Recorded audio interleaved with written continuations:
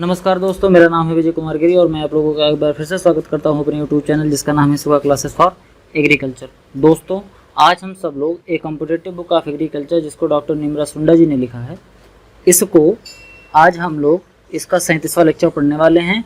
Agronomy का 8वां unit चल रहा है, जिसमें आज का टॉपिक है, आज का जो स्टडी करने वाला, डिस्कशन करने वाला जो टॉपिक है वो है मेजरमेंट ऑफ सॉइल मॉइस्चर, यानी कि सॉइल के अंदर जो मॉइस्चर या वाटर होता है उसको हम किन तरीक़ों से मेज़र कर सकते हैं। डिफरेंट मेथड्स होते हैं सॉइल के मॉइस्चर को मेज़र करने के लिए, उन्हीं के बारे में आज हम लोग डिटेल में डिस्कशन करेंगे। तो चलिए स्टार्ट करते हैं। देखो क्या कहता है, soil moisture, measurement of soil moisture, indirect method. इसमें जो होता है, जो सॉइल के पार्टिकल होते हैं और सॉइल का जो वाटर होता है, यानी कि वाटर के पार्टिकल और सॉइल के पार्टिकल के बीच में जो टेंशन होता है, यानी कि जो उनके अंदर आपस में आकर्षण होता है, इसी को हम बोलते हैं टेंशन। इसी टेंशन की मदद से सॉइल के अंदर के मॉइस्चर को मेज़र करा जाता है इनडायरेक्ट मेथड से, ठीक। और इनडायरेक्ट मेथड कई तरीके के होते हैं। सॉइल के मॉइस्चर को मेज़र करने के लिए इनडायरेक्ट मेथड कई तरीके के होते हैं। इनका जो बेसिक प्रिंसिपल है वो मैंने बता दिया कि सॉइल के पार्टिकल और वाटर के बीच में जो आपस में अट्रैक्शन फोर्स वाला टेंशन लगता है, उसी के बेसिस पर हम सॉइल को मॉइस्चर को मेज़र करते हैं, ठीक। इसी के बारे में पढ़ेंगे, डिफरेंट इसके जो मेथड्स हैं इन्हीं के बारे में डिटेल में डिस्कशन करेंगे। सबसे पहला जो इनडायरेक्ट मेथड है वो है with the help of tensiometer या यूरोमीटर। टेंसियोमीटर के थ्रू, जैसे टेंसियो से पता चल रहा है टेंशन, ठीक, टेंसियो से पता चल रहा है टेंशन। सॉइल पार्टिकल और सॉइल वाटर जो है, इनके बीच के जो फोर्स लग रहा है, उसका जो टेंशन है, उसी के बीच में हम मेजर करते हैं। टेंसियोमीटर देखने में ऐसा होता है, इसी से हम सॉइल मॉइस्चर को मेजर करते हैं। काफ़ी बार एग्जाम में ये पूछा भी जाता है। अब देखते हैं जो टेंसियोमीटर होता है ये किस प्रिंसिपल पर काम करता है, कैसे काम करता है। देखो क्या कह रहा है, this method is based on principal that the capillary tension increase with decrease in soil moisture content and vice versa। अब बात समझो ऐसे कि थोड़ा सा एग्जांपल लेके इसे समझते हैं। जैसे मान लो कि हमारे पास ढेर सारा रुपया है, क्या है, हमारे पास ढेर सारा रुपया है। कोई चोर आएगा, अगर वो थोड़ा सा चुरा के ले जाएगा तो क्या हम ज़्यादा एफर्ट डालेंगे उसको रोकने के लिए? कॉमन सेंस लगाना, बहुत ज़्यादा दिमाग नहीं लगाएंगे ना। अगर मान लो हमारे पास बहुत कम रुपया हो और कोई उसको चुराने आए तो हम बहुत अच्छा एफर्ट डालेंगे कि वो लेके ना जाने पाए, मतलब बहुत उसको कस के पकड़े रखेंगे।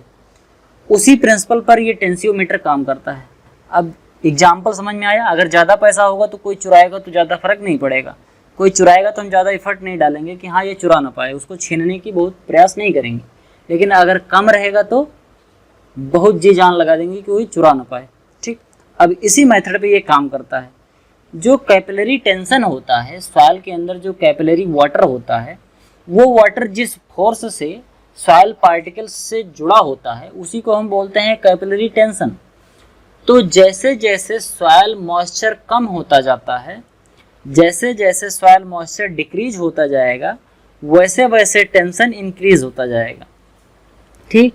Capillary tension increase with decrease in soil moisture. जैसे जैसे सॉइल मॉइस्चर घटता जाएगा वैसे वैसे कैपिलरी टेंशन इंक्रीज होता जाएगा, और जैसे जैसे सॉइल मॉइस्चर बढ़ता जाएगा वैसे वैसे कैपिलरी टेंशन डिक्रीज होता जाएगा। वाइस वर्सा का मतलब यही होता है, मतलब एक बढ़ेगा तो एक घटेगा, एक घटेगा तो एक बढ़ेगा। तो इसी कैपिलरी टेंशन को ये मेज़र करता है टेंसियोमीटर, और इसी टेंशन को मेज़र करके वो बता देता है कि हाँ सॉइल में कितना मॉइस्चर है। समझ गए बात? अब आगे देखते हैं। Tensiometer are sensitive up to 0.85 bar of soil moisture, मतलब कि कम से कम 0.85 बार प्रेशर तक, इतने बार के टेंशन तक टेंसियोमीटर काम करता है। इससे ज़्यादा अगर रहेगा तो 15 बार, 21 बार, 31 बार तक काम करेगा। अपर लिमिट की बात नहीं, अपर लिमिट तो बहुत दूर तक बात करेगा, लेकिन जो कम होता है सॉइल मॉइस्चर का टेंशन कहाँ तक, 0.81 बार तक जब पहुँच जाएगा सॉइल मॉइस्चर, वहाँ तक ये मेजर कर सकता है। जब खेत में बहुत ज़्यादा पानी भर जाएगा, 0 बार पहुँच जाएगा, तो उसके बाद ये मेजर नहीं कर पाता है टेंसियोमीटर। समझ गए? तो टेंसियोमीटर तब नहीं मेजर कर पाएगा अगर इससे कम प्रेशर हो गया, और कम प्रेशर का मतलब पानी ढेर सारा होता जा रहा है। तो अगर बहुत ज़्यादा पानी हो जाएगा, मतलब इतने बार से कम का प्रेशर हो गया, या इतने बार पे जो पानी है उससे ज़्यादा पानी हो गया, तो टेंसियोमीटर प्रॉपरली काम नहीं कर पाएगा। Suitable for sandy soil at field capacity और below it is most it in which most of the available water below 1 bar tension. ये सैंडी सॉयल की फील्ड कैपेसिटी को मेजर करने के लिए काफ़ी अच्छा होता है। जब 1 बार का टेंशन हो या उससे कम का टेंशन होता है तो ये काफ़ी अच्छा माना जाता है, यानी सैंडी सॉयल में टेंसियोमीटर अच्छे से काम करता है। अब सैंडी सॉयल में अच्छे से काम करेगा तो कॉमन सेंस लगाओ, सैंड का उल्टा क्ले होता है। नॉर्मली ऐसे ही कहा जाता है कि सैंड का उल्टा क्ले होता है, मतलब जितने कैरेक्टरिस्टिक्स क्ले में होते हैं उसके जस्ट अपोजिट सैंड में होते हैं। तो ये अगर सॉयल सैंडी सॉयल के लिए अगर सुटेबल है तो क्ले सॉयल के लिए नॉट सुटेबल हो जाएगा। ठीक, कॉमन सेंस लगा के जान सकते हैं। उसके बाद tensiometer are very useful in scheduling irrigation to frequent irrigated crop. अगर कोई ऐसी क्रॉप है जिसमें हमको फ्रीक्वेंटली इरिगेशन करना है, जैसे कॉफ़ी की क्रॉप है या ओनियन की क्रॉप है, तो इस क्रॉप में अगर हमको फ्रीक्वेंट इरिगेशन करना है, टी की क्रॉप है, चाय की क्रॉप, इस ऐसी अगर क्रॉप्स हैं तो उसमें हम टेंसियोमीटर की मदद से जान सकते हैं कि अपने खेत में हमको सिंचाई कब करनी है। आई होप आपको समझ में आया होगा।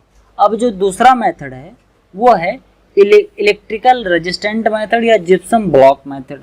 इसको देखो कैसे मेजर करते हैं, ये किस प्रिंसिपल पर काम करता है। Gypsum block are containers made up of gypsum, fibreglass etcetera. अब ये जो जिप्सम ब्लॉक मेथड होता है, जिप्सम ब्लॉक मेथड, ये जिप्सम जो ब्लॉक होता है वो किससे बना होता है? ये बना होता है जिप्सम से और फाइबर ग्लास से, इन दोनों की मदद से बना होता है। अब ये किस प्रिंसिपल पर काम करता है उसको समझ लेते हैं। अच्छा ये बात बताओ कि वाटर जो होता है ये कंडक्टर होता है इलेक्ट्रिसिटी का। कंडक्टर मतलब समझ लो, एक तो रेजिस्टेंट होता है, एक कंडक्टर होता है। कंडक्टर मतलब सुचालक और रेजिस्टेंट मतलब कुचालक, यानी कि जिसके अंदर इलेक्ट्रिसिटी अच्छे से फ्लो कर जाएगी उसको हम बोलते हैं कंडक्टर, और जिसके अंदर से इलेक्ट्रिसिटी नहीं फ्लो करेगी उसको बोलते हैं रेजिस्टेंट, यानी कि प्रतिरोधक क्षमता। प्रतिरोधक क्षमता मतलब इलेक्ट्रिसिटी को फ्लो कराने से रोकने की क्षमता।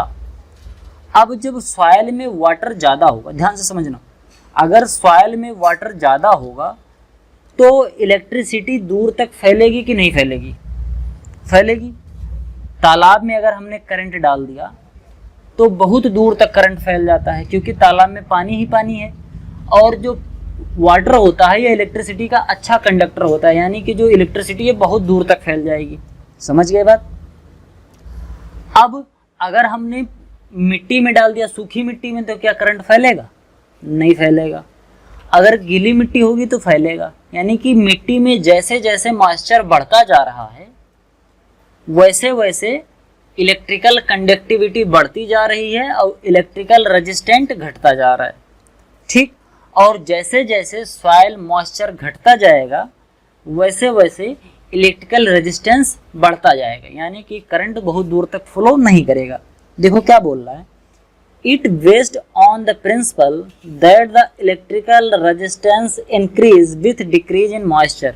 जब मॉइस्चर कम होगा तो इलेक्ट्रिकल रेजिस्टेंट बढ़ जाएगा, यानी कि अगर खेत में मॉइस्चर कम रहेगा तो खेत में इलेक्ट्रिसिटी बहुत दूर तक नहीं फ्लो करेगी। तो इसी प्रिंसिपल को यूज करके इलेक्ट्रिकल रेजिस्टेंट मेथड को इजाद किया गया, और इसी मेथड के थ्रू सॉइल मॉइस्चर टेंशन को मेजर किया जाता है। समझ गए? अगला पॉइंट देखते हैं। Based on conductivity of electricity, low resistance at field capacity and high at permanent wilting point. अब जो इलेक्ट्रिकल का रेजिस्टेंस होता है, इलेक्ट्रिकल रेजिस्टेंस कब होगा? हाई कब होगा? जब बिल्टिंग पॉइंट क्या होगा? परमानेंट बिल्टिंग पॉइंट, मतलब मिट्टी में मॉइस्चर बहुत कम होगा। परमानेंट बिल्टिंग पॉइंट कब होता है? जब बहुत कम मॉइस्चर होता है, यानी कि 31 बार का प्रेशर। ये भी पढ़ाया था अच्छे से, बहुत अच्छे से पढ़ाया था। अगर पढ़ा होगा पहले वाला तो याद होगा पहले वाला लेक्चर। 31 बार पे परमानेंट विल्टिंग पॉइंट आ जाता है, समझ गए। और फील्ड कैपेसिटी जब 0 बार का प्रेशर हो जाए तो फील्ड कैपेसिटी बोलते हैं, समझ गए। तो इलेक्ट्रिकल रेजिस्टेंस कहाँ ज़्यादा होगा? जब मॉइस्चर कम होगा, यानी कि परमानेंट विल्टिंग पॉइंट पर। और सबसे कम कब होगा? इलेक्ट्रिकल रेजिस्टेंस सबसे कम कब होगा? जब फील्ड कैपेसिटी पे पानी भरा होगा, समझ गए। यानी कि फील्ड कैपेसिटी पे जब पानी भरा रहेगा तो करंट आसानी से फ्लो कर जाएगा, तो रेजिस्टेंट बहुत कम होगा। और परमानेंट बिल्डिंग पॉइंट में जब मॉइस्चर कम होगा तो इलेक्ट्रिकल कंडक्टिविटी बहुत ज़्यादा हो जाएगी, जिसकी वजह से इलेक्ट्रिकल रेजिस्टेंस बहुत वो हो जाएगा, समझ गए बात। आई होप कि आसानी से समझ में आया होगा आपको। देखते हैं अगला पॉइंट क्या बोल रहा है। देखो अगला पॉइंट है, gypsum block perform satisfactory measurement in dry soil. अगर ड्राई सॉइल है तो उसमें जिप्सम ब्लॉक काफ़ी अच्छा मेथड होता है सॉइल मॉइस्चर को मेजर करने के लिए। Not suitable for saline soil. अब सैलाइन सॉइल मतलब जिसके अंदर साल्ट होता है, उसके अंदर सॉइल के मॉइस्चर को आसानी से नहीं मेजर किया जा सकता। बात समझ लो फिर से। जो साल्ट होता है, अगर आपने फिजिक्स थोड़ी सी पढ़ी होगी तो आपको पता होगा कि जो साल्ट है ये इलेक्ट्रिक कंडक्टिविटी को इंक्रीज कर देता है, यानी कि इलेक्ट्रिसिटी के फ्लो को तेज कर देता है। अगर क्या हो जाए, पानी में नमक मिला दिया जाए। तो अगर मिट्टी में नमक है, यानी कि मिट्टी सैलाइन सॉइल है, तो ये भी कंडक्टिविटी को इंक्रीज कर देगी। तो अगर कंडक्टिविटी इंक्रीज कर जाएगा तो हमको सही से मेजरमेंट नहीं मिलेगा। तो सॉइल मॉइस्चर का सही से मेजरमेंट कब नहीं मिलेगा? जब मिट्टी में साल्ट होगा। साल्ट क्या करता है? साल्ट इंक्रीज कर देता है इलेक्ट्रिकल कंडक्टिविटी को, यानी कि करंट के फ्लो को इंक्रीज कर देता है अगर साल्ट रहेगा। और इसी वजह से ये सुटेबल नहीं होता है, electrical resistant method saline soil के लिए नहीं अच्छा होता है। It is use for measuring soil moisture tension up to 0 to 15 bar. 0 से 15 बार के टेंशन पर जो पानी उपलब्ध होता है खेत में, उसको मेजर करने के लिए इलेक्ट्रिकल रेजिस्टेंट मेथड सबसे अच्छा होता है। अगर हम किसी क्रॉप की शेड्यूलिंग करना चाहें, किसी क्रॉप के इरिगेशन की शेड्यूलिंग करना चाहें, तो उसके लिए इलेक्ट्रिकल रेजिस्टेंट मेथड काफ़ी अच्छा माना जाता है। अब अगला देखते हैं। अगला जो तीसरे टाइप का मेथड है वो है न्यूट्रॉन मॉइस्चर मीटर। इसमें क्या होता है? Neutron moisture with the help of neutron which is available on, हाँ ठीक। अब देखो समझते हैं कैसे। Rapid method used for field और इन situ measurement of soil moisture from large volume of soil based on the measurement of number of H plus nuclei present in a unit volume of water। अब बात समझो कि जो पानी होता है उसका जो केमिकल फॉर्मूला होता है H2O होता है, समझ गए। अब हमको ये पता है कि जो H होता है, ठीक, क्या होता है? H होता है, ये आयनाइज फॉर्म में होगा। तो अगर मिट्टी में ज़्यादा पानी होगा तो H प्लस आयन भी ढेर सारे होंगे, क्योंकि पानी ज़्यादा है तो H प्लस आयन भी ज़्यादा होंगे। और मिट्टी में जब पानी कम होगा तो H प्लस आयन भी कम होंगे। तो इसी H प्लस आयन के न्यूक्लियाई को मेज़र करके हम बता देते हैं कि सॉइल के अंदर पानी का वॉल्यूम कितना है, या सॉइल के अंदर मॉइस्चर कितनी मात्रा में उपलब्ध है। Greater the water content of soil the more number of neutrons which will be slow down vice versa. कह रहा है कि अगर greater the water content in soil, अगर सॉइल के अंदर पानी ज़्यादा है तो इसका मतलब कि न्यूट्रॉन भी ज़्यादा होगा, और अगर पानी कम होगा तो न्यूट्रॉन भी कम हो जाएगा। यही चीज़ मैंने अभी आपको बताया भी है। अगर पानी ज़्यादा होगा तो न्यूट्रॉन ज़्यादा होगा, पानी कम होगा तो न्यूट्रॉन भी कम हो जाएगा। मतलब एक बढ़ेगा तो दूसरा भी बढ़ जाएगा, और एक घटेगा तो दूसरा भी घट जाएगा। और इसी प्रिंसिपल को बेस्ड मानकर, इसी प्रिंसिपल के आधार पर सॉइल के मॉइस्चर को मेजर किया जाता है न्यूट्रॉन मॉइस्चर मीटर वाले मेथड में। ये सबसे अच्छा मेथड होता है कब, जब this is best method at present available for quantity estimation of charges in moisture में सॉइल मॉइस्चर।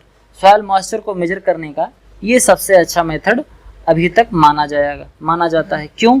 क्योंकि और जो दूसरे वाले मेथड्स हैं उन मेथड्स में कोई ना कोई प्रॉब्लम जरूर होती है। ठीक, जैसे अभी मैंने बताया कि कोई सैलाइन सॉइल में नहीं काम करेगा, कोई क्ले सॉइल में नहीं काम करेगा, कोई सैंडी सॉइल में नहीं काम करेगा, कोई 0.85 बार से नीचे वाले प्रेशर पर काम नहीं करेगा। लेकिन ये जो न्यूट्रॉन मॉइस्चर मीटर है ये लगभग सब जगह पर काम करता है, सभी सॉइल में काम कर सकता है, इसी वजह से इसको सबसे अच्छा माना जाता है। अगला है प्रेशर मेंबर और pressure plate apparatus. Pressure plate apparatus की मदद से कैसे मेजर कर सकते हैं? It use in laboratory measurement of soil. इसको जो सॉइल लेबोरेटरी में जिसको मेजर किया जाता है, जब सॉइल मॉइस्चर को मेजर करने के लिए लेबोरेटरी में लाया जाता है तो लेबोरेटरी मेथड इसको हम कहते हैं, लेबोरेटरी में ज़्यादा यूज किया जाता है इसको मेजर करने के लिए। Generally use for estimating of field capacity, permanent wilting point और moisture content at different pressure. Different pressure पर फील्ड कैपेसिटी पर कितना प्रेशर है, या परमानेंट विल्टिंग पॉइंट पर कितना प्रेशर है, या मॉइस्चर कंटेंट पे कितना प्रेशर है, इन सब को मेजर करने के लिए प्रेशर मेंबर या प्रेशर प्लेट ऑपरेटस का मेथड यूज किया जाता है। ये सुटेबल होता है 0 से 15 बार के प्रेशर को मेजर करने के लिए। अगर इतने बार के प्रेशर पर कोई भी, इतने बार के प्रेशर के बीच में अगर फील्ड में पानी उपलब्ध है, मॉइस्चर उपलब्ध है, तो उसको हम आसानी से मेजर कर सकते हैं इस मेथड के थ्रू। तो ये 4 मेथड आपके थे। आगे बात करते हैं soil moisture characteristics curve. Soil moisture के कैरेक्टरिस्टिक्स का कर्व कैसे होता है, बात समझते हैं। A curve showing relationship between a energy status of water tension and amount of moisture in soil. मतलब कि किसी सॉइल में कितना पानी होने पर कितना वाटर टेंशन वो बनाता है, इसी को हम बोलते हैं, इसी के रिलेशन को ही बोलते हैं सॉइल मॉइस्चर कैरेक्टरिस्टिक्स कर्व। बात समझो, इधर मैट्रिक पोटेंशियल दिया है और इधर वॉल्यूम ऑफ वाटर दिया है। मतलब इधर टेंशन की बात कर रहा है और उधर वाटर की वॉल्यूम की बात कर रहा है। अब देखो, जब सैंडी सॉइल है, सैंडी सॉइल में जैसे जैसे हम क्या करेंगे, वाटर के वॉल्यूम को बढ़ाते जा रहे हैं, वैसे वैसे, पहले तो ध्यान से देखो, जैसे वाटर के वॉल्यूम को हमने थोड़ा सा बढ़ाया, पहले यहाँ तक टेंशन था, बात समझना, पहले वाटर टेंशन यहाँ तक था, यहाँ तक, मतलब जब सॉइल का मॉइस्चर यहाँ था तो टेंशन बहुत ढेर सारा था। लेकिन जैसे ही थोड़ा सा पानी हमने खेत में डाला, वाटर के जो टेंशन है वो बिल्कुल आके तुरंत घट गया, तुरंत घट के उसके बाद हम कितना पानी डालते जा रहे हैं तो वाटर टेंशन बहुत ज़्यादा इंक्रीज नहीं हो रहा है, तो वाटर टेंशन बहुत ज़्यादा डिक्रीज नहीं हो रहा, एक बार में सडनली डिक्रीज होके फिर उसके बाद धीरे धीरे डिक्रीज होना स्टार्ट कर देता है। तो ये किस शेप में बना रहा है? सैंडी सॉइल एल शेप में बनाता है और क्ले सॉइल आई शेप में। मतलब क्ले देखो सीधा सीधा बना रहा है, ऐसे लगभग बना रहा है, और ये एल जैसा बना रहा है। तो यही बात में बात कर रहा है। Soil moisture characteristics curve for Sandy soil, Sandy soil में एल शेप का होता है, देखो ध्यान से, एल शेप का है। हमने देखो ध्यान से समझना यार, यहाँ पर है ये और यहाँ पर है ये, केवल बीच में हमने इतना ही पानी का वॉल्यूम बढ़ाया तो वाटर टेंशन देखो कहाँ से कहाँ चला आया। पहले वाटर टेंशन यहाँ था और अब यहाँ आ गया, मतलब हमने पानी केवल इतना बढ़ाया थोड़ा सा, और वाटर टेंशन देखो कितना कम हो गया सैंडी सॉइल में, इसीलिए एल शेप का कर्व बनता है। और जबकि क्ले सॉइल में देखो स्ट्रेट लाइन बिल्कुल सीधा सीधा बन रहा है, समझ गए? अब बिल्कुल नहीं सीधा बन रहा है, थोड़ा सा डिफरेंस है, लेकिन इसको आई शेप बोल सकते हैं या straight line, almost straight line कहते हैं। तो सॉइल मॉइस्चर कैरेक्टरिस्टिक्स कर्व होता है। फिर आगे बात करते हैं इवेपोट्रांसपिरेशन। बात दो शब्दों से मिलकर बना है इवेपोट्रांसपिरेशन। किससे किससे? एक इवापोरेशन और एक ट्रांसपिरेशन। इवापोरेशन क्या होता है?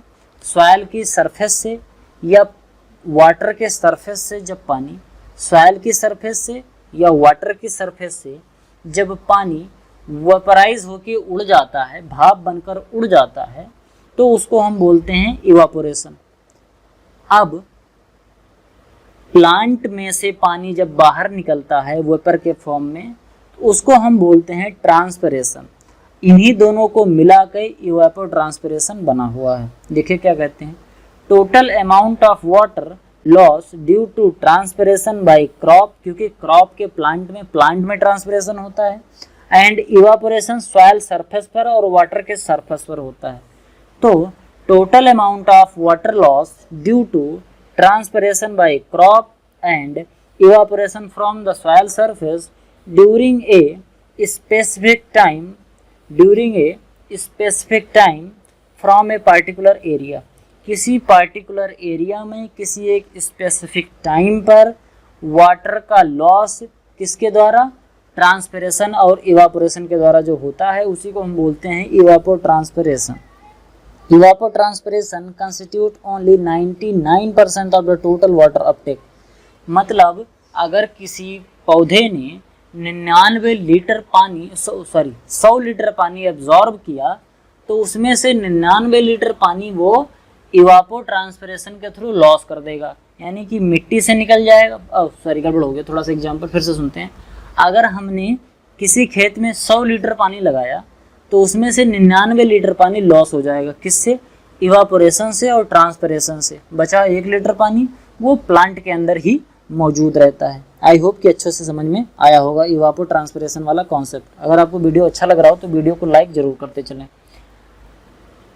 PET पोटेंशियल इवापोट्रांसपिरेशन, पोटेंशियल इवापोट्रांसपिरेशन क्या होता है, कॉन्सेप्ट जो है PET का, इसको दिया था थॉर्नराइट ने।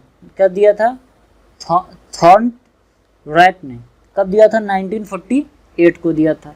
The evapotranspiration occurs when the ground is fully or completely covered by actively growing vegetation and no limitation of soil moisture। बात कह रहा है कि इवापोट्रांसपिरेशन तब होता है जब ग्राउंड को कंप्लीटली कवर कर दिया जाए, यानी कि जिसमें हमने क्रॉप ग्रो की है उसको हम फुल्ली कवर कर दें बाई एक्टिविटली ग्रोइंग वेजिटेशन, मतलब उस पर ढेर सारे क्रॉप को ग्रो कर दें जिससे जो सॉइल की सरफेस है वो बिल्कुल अच्छे से कवर हो जाए और सॉइल के मॉइस्चर की लिमिट कोई ना हो, तब जो इवापोट्रांसपिरेशन होता है उसी को हम इवापोट्रांसपिरेशन बोलते हैं। समझ गए। अब पोटेंशियल इवापोट्रांसपिरेशन क्या होता है, it is the upper limit of evapotranspiration of a crop at a given climate. अगर कोई एक क्लाइमेट है, जैसे मैंने मान लिया कि एक क्लाइमेट है, कौन सी, कोई एक क्लाइमेट मान लेते हैं हम एक ह्यूमिड क्लाइमेट। अब ह्यूमिड क्लाइमेट में मैक्सिमम टू मैक्सिमम कितना इवापोरेशन हो सकता है, ET हो सकता है, यानी कि इवापोट्रांसपिरेशन हो सकता है, उसी को हम बोलते हैं पोटेंशियल इवापोट्रांसपिरेशन। मतलब पोटेंशियल मतलब क्षमता, अपर लिमिट होती है किसी चीज़ की।